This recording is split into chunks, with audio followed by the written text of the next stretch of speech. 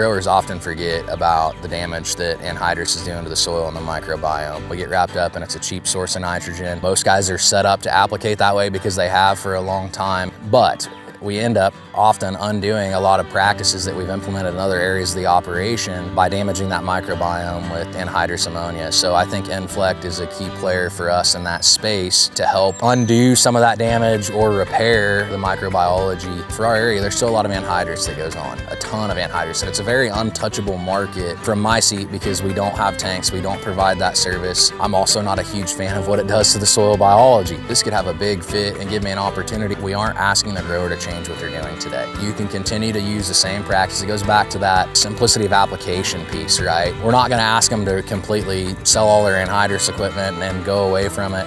Keep doing what you're doing. A win for me with INFLECT is ease of application, getting some guys to try it. Then in turn, as the year goes on, if we could see, in a split field or application, some differences in plant color, differences in root structure, start to look at some of those physiological differences, and then always the home run grand slam would be if we can come out and smash, treated versus untreated with huge yield performance. If it's another dealer looking at trying INFLECT and it's kind of on the fence, I would just challenge them, why not? What do you have to lose? On that acre with ammonia today, we know that agronomically, maybe it's not the best practices for our soil. What do you have to lose? And challenge your growers to think that way. I go back to, if we keep doing the same things over and over again, we're not ever gonna, get better. You don't have to change your nitrogen practices to have good soil health. And this is a great stepping stone into that market at an affordable price point. What do you have to lose? You're not gonna be any worse off than where you were today.